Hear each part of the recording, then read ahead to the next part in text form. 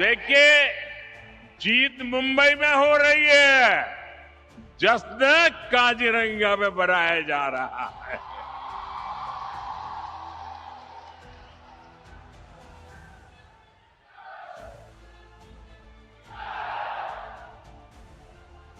महाराष्ट्र के अधिकतर शहरों की जनता ने बीजेपी को सेवा का अवसर दिया है। साथियों, इससे पहले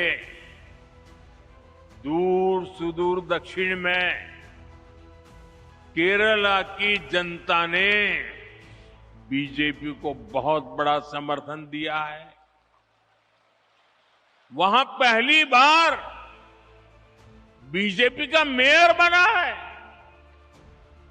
केरला की राजधानी तिरुवनंतपुरम में आज बीजेपी सेवा कर रही है। साथियों, बीते कुछ समय में जितने भी चुनाव परिणाम आए हैं, उनका जनादेश स्पष्ट है। देश का वोटर आज गुड गवर्नेंस चाहता है, विकास चाहता है। वो विकास और विरासत दोनों पर फोकस करता है। इसलिए वो बीजेपी को पसंद करता है।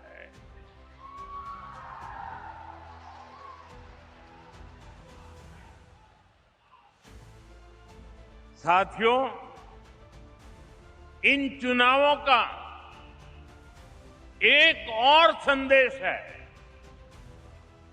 कांग्रेस की नेगेटिव पॉलिटिक्स को देश लगातार नकार रहा है। जिस मुंबई शहर में कांग्रेस का जन्म हुआ था, वहां वो आज चौथे या पांचवें नंबर की पार्टी बन गई है। जिस महाराष्ट्र पर कांग्रेस ने सालों तक शासन किया, वहां कांग्रेस पूरी तरह से सिमट गई है। कांग्रेस देश का भरोसा खो चुकी है, क्योंकि कांग्रेस के पास विकास का कोई एजेंडा नहीं है। ऐसी कांग्रेस कभी असम का काजीरंगा का भी भला नहीं कर सकती। साथियों, काजीरंगा की सुंदरता के बारे में भारत रत्न डॉक्टर भूपेन हजारिका जी ने कहा था, आमार काजीरंगा धन्यो।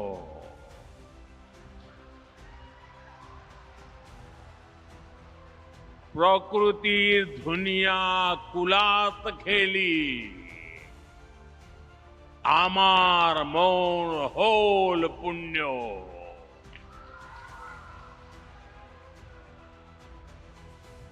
इन शब्दों में काजीरंगा के प्रति प्रेम की भावना है।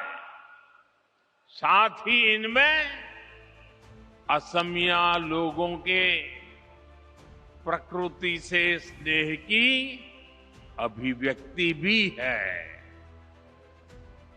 काजीरंगा केवल एक नेशनल पार्क नहीं है,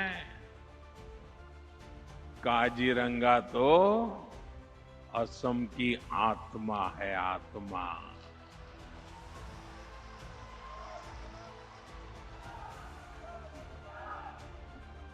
ये भारत की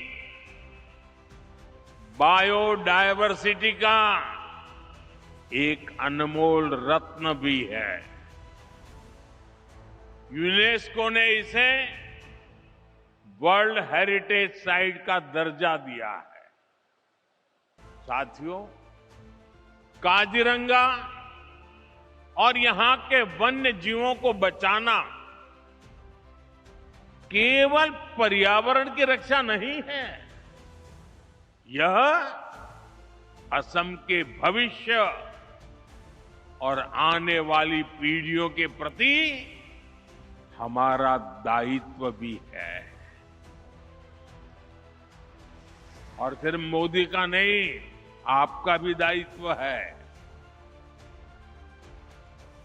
और इसी को ध्यान में रखते हुए आज असम की धरती से नए प्रोजेक्ट की शुरुआत हो रही है। इनका बहुत व्यापक प्रभाव होगा।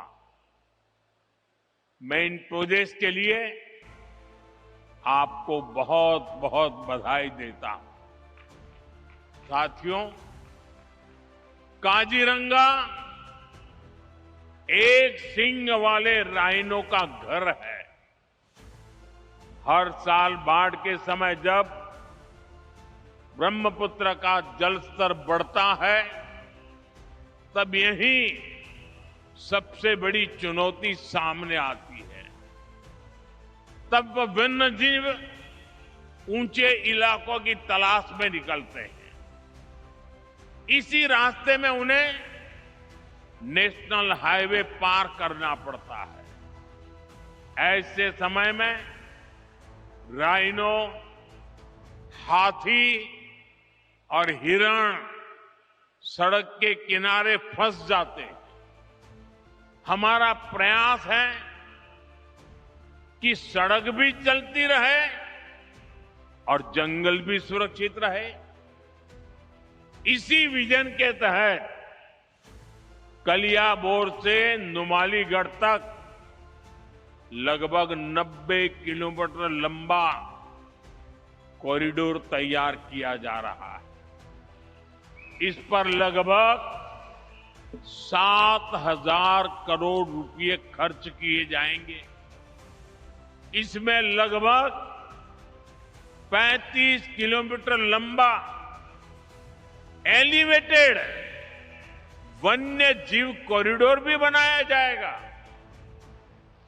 यहां गाड़ियां ऊपर से गुजरेगी और नीचे वन्य जीवों की आवाजाही बिना किसी बाधा के बनी रहेगी। एक सींग वाला राइनो हो, हाथी हो या बाघ, इनके पारंपरिक मूवमेंट रूट्स को ध्यान में रखकर डिजाइन को तैयार किया गया है।